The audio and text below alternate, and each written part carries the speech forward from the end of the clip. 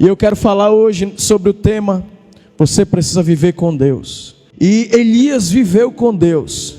Elias teve experiências marcantes. Elias fala dessa geração profética, dessa geração que anda no monte da presença de Deus, dessa geração que ouve a voz de Deus, dessa geração que vê as obras de Deus. Ninguém via chuva, mas Elias se colocava e diz: pode ir lá ver, vai vir chuva. Estava 3 anos sem chover. Elias diz: vai vir chuva. E aí o moço de Elias disse: vejo uma pequena nuvem do tamanho da mão de um homem. E Elias disse: agora, meu amigo, vai chover. Elias saiu correndo, porque ele via o que ninguém via, amém? E a gente, como irmãos em Cristo, a gente aprecia, quantos se inspiram assim, ver a história dos santos homens de Deus do passado, dos missionários, dos mártires, né, dos pais da igreja, dos reformadores, Lutero, John Bunyan, Wesley. Nós escrevemos as biografias dessas pessoas, nós reverenciamos os feitos, né? Nós tecemos vários elogios, erguemos memoriais, fazemos qualquer coisa menos imitá-los. E a Eve vai imitar os avivalistas, amém? Paulo disse: olha, sede meus imitadores, assim como eu sou de Cristo. E hoje eu vinha ouvindo a história da Aimee McPherson, né, da fundadora da Quadrangular. E a Aimee McPherson, ela, uma mulher, uma avivalista, uma história inspiradora. Eu quero imitar ela, amém? E ela nasceu de um casamento de um homem de Deus, uma mulher de Deus. O pai dela tinha 50 anos, a mãe dela tinha 15 anos. Aí era uma geração meio desconecta, né? O pai com 50 anos, um homem de Deus, pregador da palavra de Deus, do exército da salvação. A mulher dele, batizado no Espírito Santo. Ele, um homem da palavra. E ela recebeu em casa aquela cultura do céu, né? O pai dela ensinou a Bíblia para ela, fazia ali momentos de ensinamentos bíblicos, que aquilo ficou tatuado no coração da Aimee McPherson. E a mãe dela, uma mulher de Deus, batizada no Espírito Santo. Então ela tinha a palavra, ela tinha o fogo do Espírito Santo da mãe dela. E aí o pai dela morreu, foram para ser missionário, se eu não estou enganado, na Índia. Lá o pai dela morre, a mãe dela junta as moedinhas e voltam para... Ela era lá do Canadá, voltaram para o Canadá. E aí ela casa. E ela começa a tentar viver uma vida normal. Aquela mulher, né? Viver ali para a família e tal. Mas ela tinha aquele fogo. Desde pequenininha que o pai dela discipulou bem ela, a mãe dela ali, né? E aí ela ficou muito doente. Muito doente. E aí ela fez naquela época, imagina, hoje já é difícil, pastores são maioria, né? Ser pastora mulher, né? Imagina lá né? No início ali dos anos 90. E aí ela, muito doente, prestes a morrer, ela faz um voto com Deus. Ela: Senhor, eu vou cumprir o teu chamado. E ela se separa do marido. E ela pega um carro e vai com os filhos dela. Roda os Estados Unidos pregando dentro de um carro. Ela é a primeira mulher a cruzar os Estados Unidos de ponta a ponta, pregando o Evangelho, orando pelas pessoas. Ela parava naquelas cidadezinhas e pregava para aqueles camponeses, e parava naqueles centros urbanos, aquelas grandes cidades, e pregava. E aí perguntaram para o filho dela qual foi o maior milagre. Ela teve um ministério de milagres. E aí o filho dela disse: olha,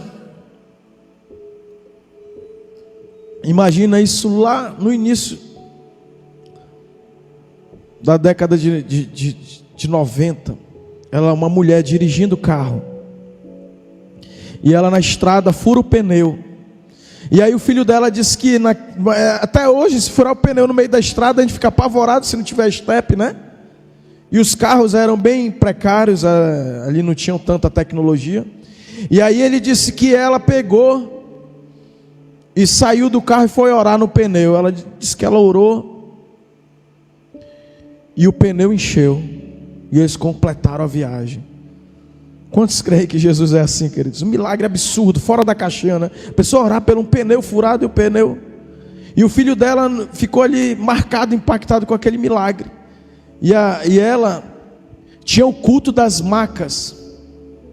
As pessoas doentes, acamadas, não podiam ir para o culto, e ela tinha uma reunião das macas, e lá o templo dos anjos cabiam 5.000 pessoas, e ela trazia todas as pessoas que tinham o culto das macas, e em vez de cadeira, eram pessoas nas macas. Já pensou uma parada dessa doida?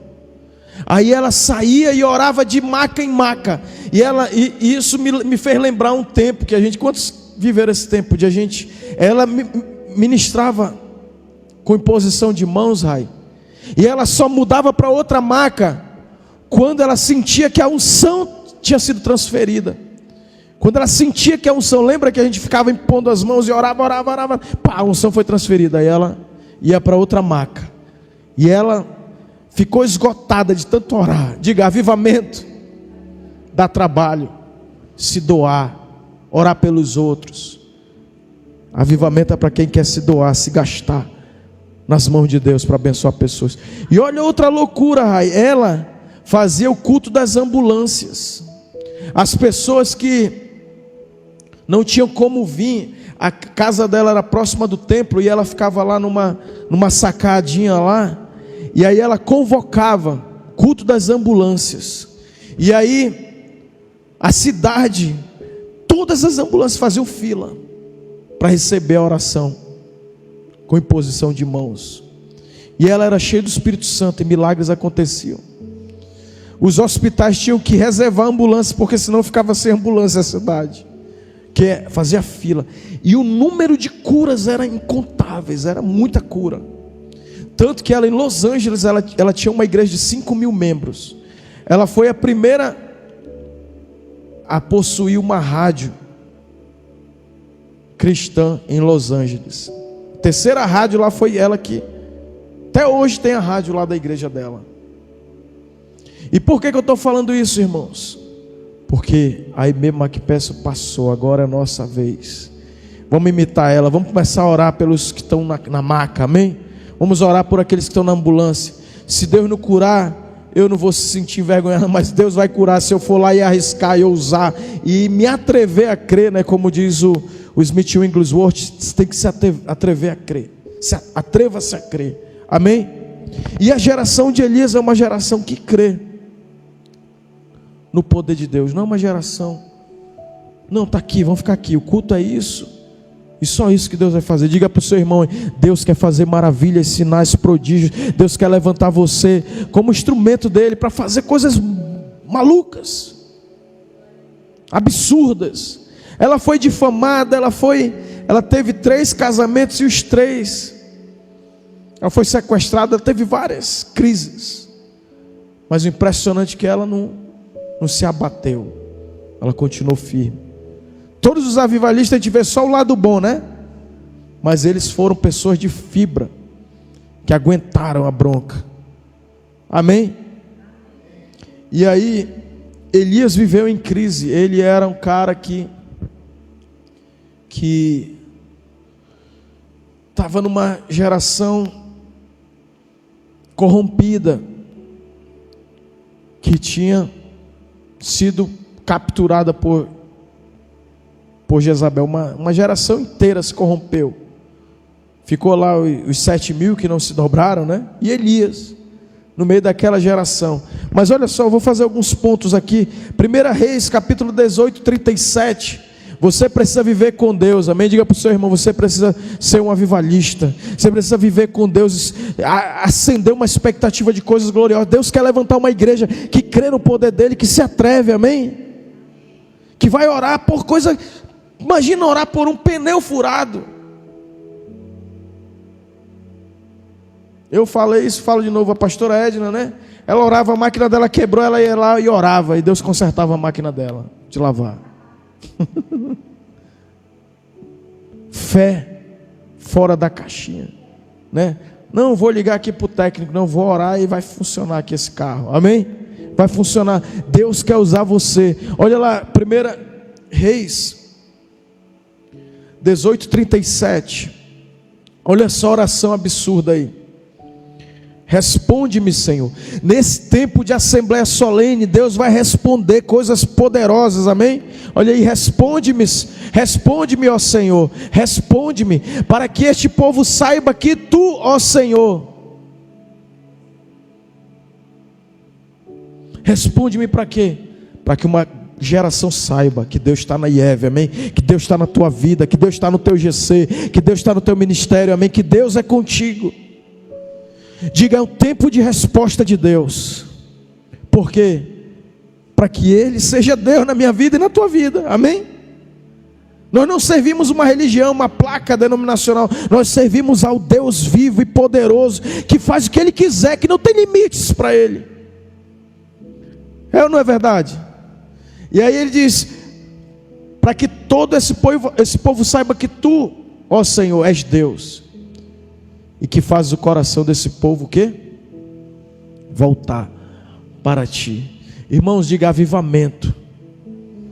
É quando Deus pega um homem e uma mulher, e ela se enche tanto de Deus, essa pessoa, que as pessoas vão ver Deus na vida dela. Ela não vai falar de Deus, as pessoas vão ver Deus, vão ver o fogo de Deus na tua vida, amém? Vão ver a glória de Deus na tua vida. Elas vão olhar para ti e vão dizer, meu irmão, essa pessoa é diferente, ela tem algo diferente. E o que é esse algo diferente? É a presença do Deus Todo-Poderoso.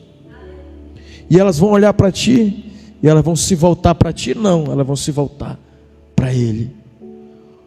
Uma cidade que estava longe de Deus se voltou. Uma geração, uma nação que estava longe de Deus se voltou para o Senhor.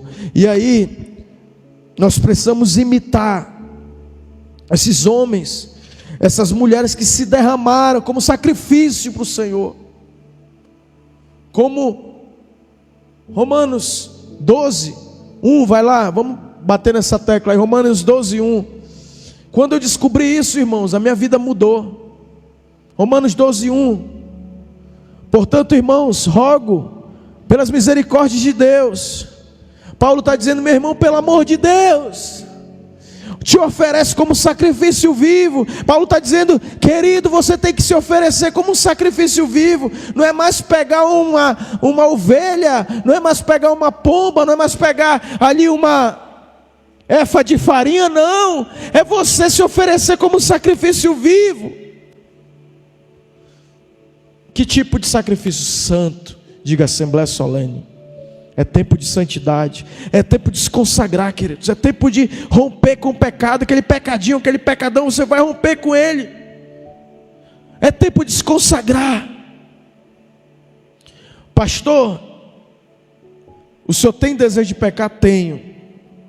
Minha roupa está igual a tua, a gente tem a mesma bronca. A carne milita contra o espírito, não é só a tua carne não. E várias vezes, eu na minha falta de conhecimento, eu achava que eu era um desviado dentro da igreja. Eu dizia, mas como que eu estou lendo a Bíblia, eu estou orando, e eu sinto esse desejo? É a carne, não é você, é a velha natureza. Você não é o velho Adão, você é o novo Adão, você é o último Adão. Mas o velho Adão está ali na tua carne militando. Amém? E aí você vai decidir se você vai andar no Espírito ou se você vai se inclinar ao desejo da carne. Aí Paulo está dizendo, como sacrifício vivo, santo e agradável a Deus, eu não vou agradar a minha carne.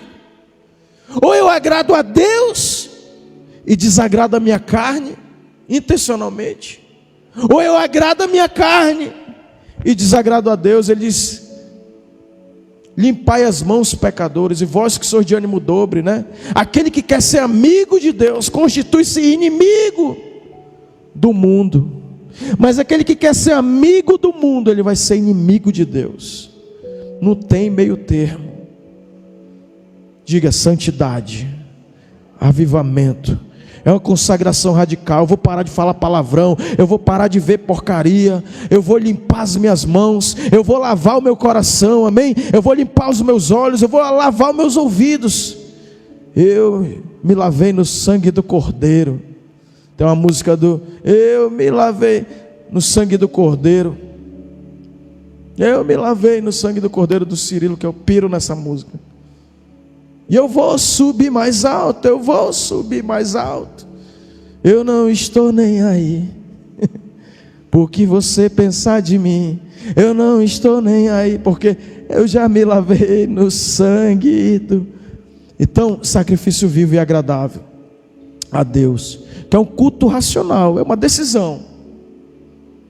Ou vou fazer a vontade da minha carne e vou me dar mal.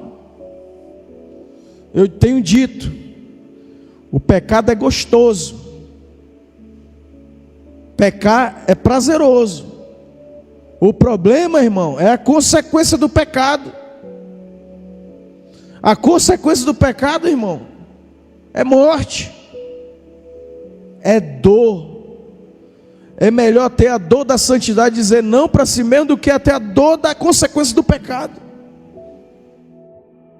Quantos estão entendendo, queridos? E não é para te deixar amedrontado, não é a realidade. Culto racional, eu vou ter que, até botei aqui uma frase, né? A vida, você escolhe a dificuldade. É difícil ficar casado? É. É difícil se divorciar? É, tu escolhe.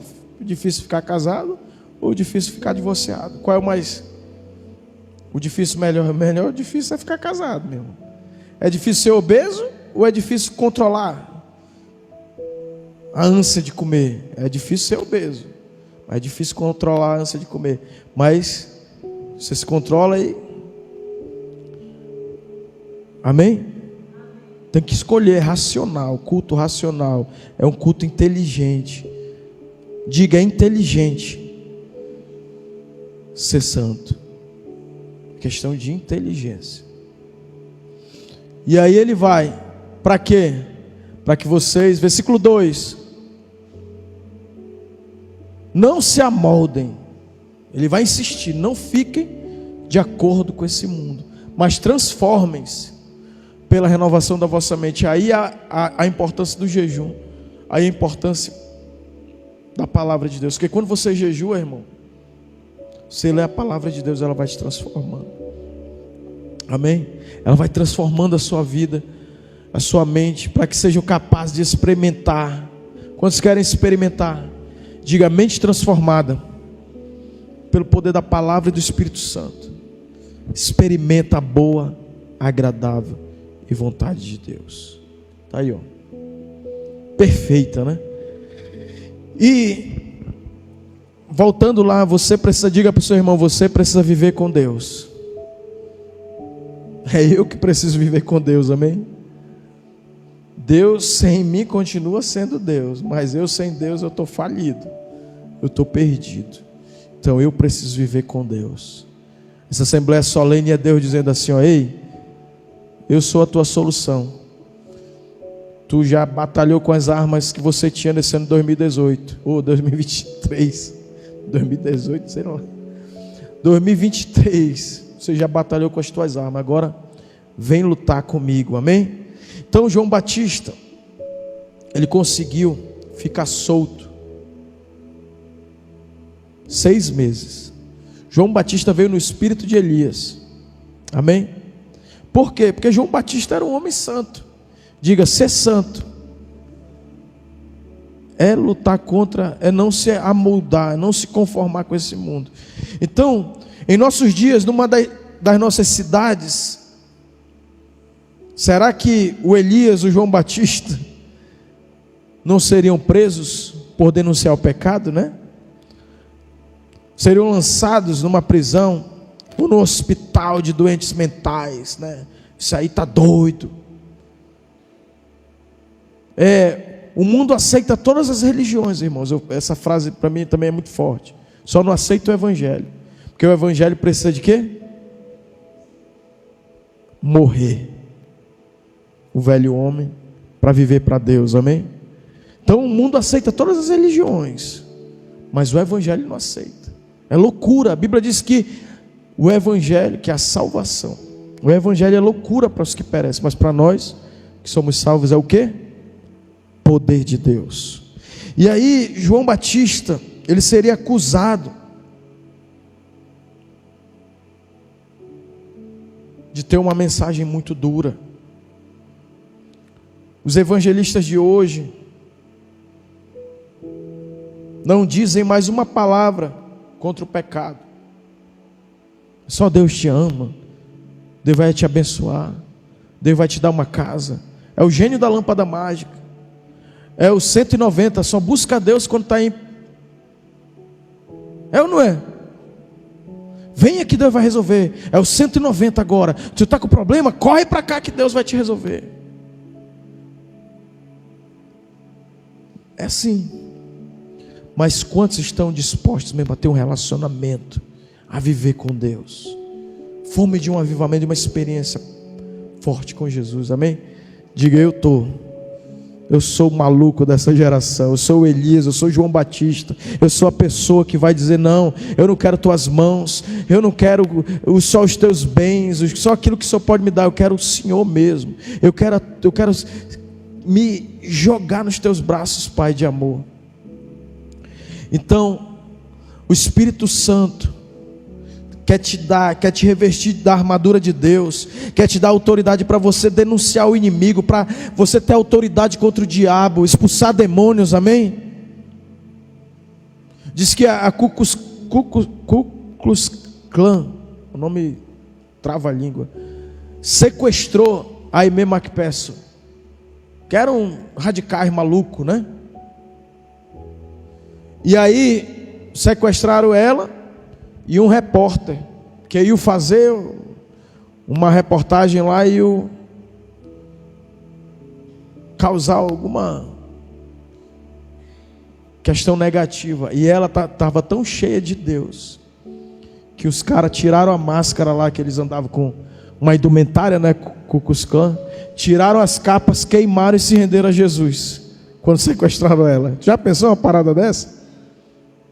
E eu quero dizer que Deus vai te dar autoridade. O teu coração vai começar a ter um vulcão de avivamento, amém? Vai começar a queimar, começar a jorrar uma brasa viva dentro de ti. E nas tuas mãos as pessoas vão ser incendiadas. Você vai tocar em pessoas, elas vão ser incendiadas pelo poder da glória de Deus, amém? E vão se render aos pés de Jesus.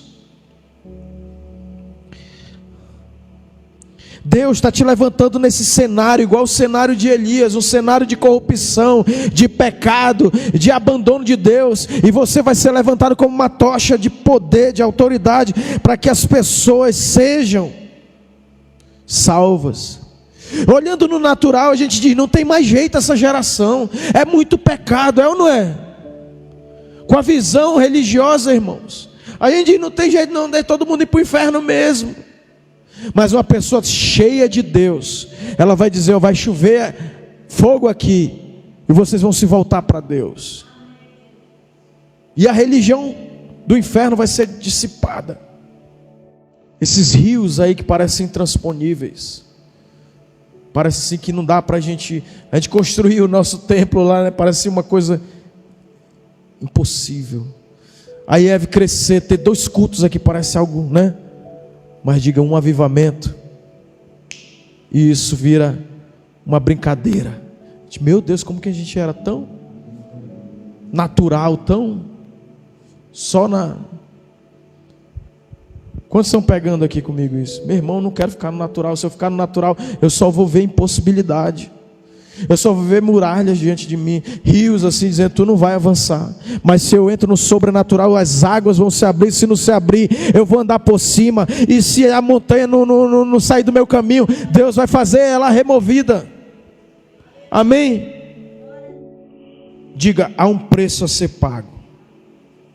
Deus quer que você não seja um sócio dele. Deus é o seguinte, tu tem que fazer um pouco da minha vontade, eu vou fazer um pouquinho da tua vontade. Sócio de Deus. Ele quer ser o teu proprietário. Amém? Ele que manda em mim. Amém? Ele que é o Senhor, e eu tenho que estar disposto a obedecer a voz dele. Não tem negócio, eu não sou sócio de Deus. Quantos estão comigo aqui? Deus mandou Elias: vai agora para o ribeiro de Querite, se esconde. É para se esconder, Senhor? Me escondo. Agora Elias, vai e mostra-te a Israel. É para isso, Senhor, eu vou. Amém?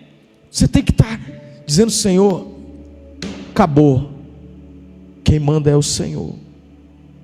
Eu já tentei mandar 50% eu fazia da tua vontade, agora eu vou fazer 100% da tua vontade. Tu vai ser o dono da minha vida. Eu não vou ter mais nenhuma açãozinha de 5%, de 10%, não. A minha vida está totalmente nas tuas mãos. O Senhor pode fazer o que o Senhor quiser, Pai. É para mim orar no meio da rua, eu vou orar no meio da rua. É para mim me trancar no banheiro lá da repartição, lá do local que eu trabalho, que eu estudo, eu vou me trancar lá. É para mim orar lá no meio do pátio. A Esté veio me falar, né? Pai, a gente está fazendo um grupo lá de devocional na escola. E eu disse: Esté, que coisa boa. Jovem, dá tua vida para Deus, amém? Eu dei minha vida até hoje. Hoje era para mim estar fazendo outra coisa, irmãos. Tive tentação de dizer: Zé, assume a bronca lá. O Zé assumiria. Mas Deus, diga para a pessoa que está ao seu lado: é teu dono ou não é? Quem é que está com interesse? Diga: tem um preço. Elias viveu com Deus. Ele via o pecado da nação como Deus via. Diga: Elias viveu com Deus. Eu preciso viver com Deus. Elias via o pecado da nação como Deus via. Ele se entristecia por causa do modo como Deus se entristecia em ver o pecado destruindo as pessoas. Deus se entristece ou não, irmãos? A gente saiu daqui um dia desses aí, eu vi meu amigo, estava uma bagaceira ali. Eu digo: cara, quantos já viram que tem uma festa ali doida para ali? É carro por cima, é uma multidão. Eu digo: não, tem que estar, essa multidão é aqui. Tem que estar entupido de carro. Quem tem que parar o trânsito aqui é a igreja, amém? É os adoradores, não é Satanás ali não. Amém? Então Elias tinha uma oração que denunciava o mal, dizendo: pecado é pecado e Deus é santo. Sua pregação não era branda. Sabe por quê? Porque Elias tinha fogo, tinha fervor, tinha vida com Deus, amém? Ele não tinha palavras comuns, ele tinha palavras inflamadas pela glória de Deus, abrasadas. Ele tinha um coração incandescente que queimava. Eu vou encerrar com esse tópico. Deus orientou Elias.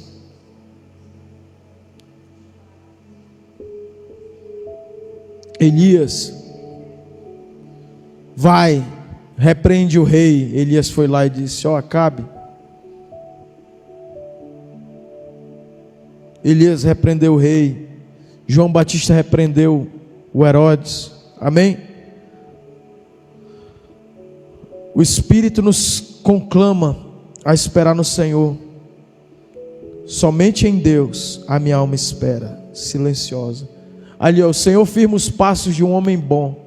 O Senhor firma os passos de um homem quando a conduta deste homem o agrada. E o último salmo, coloca aí, Salmo 62:5. Salmo 62:5. Descansa somente em Deus, ó minha alma, dele vem a minha esperança.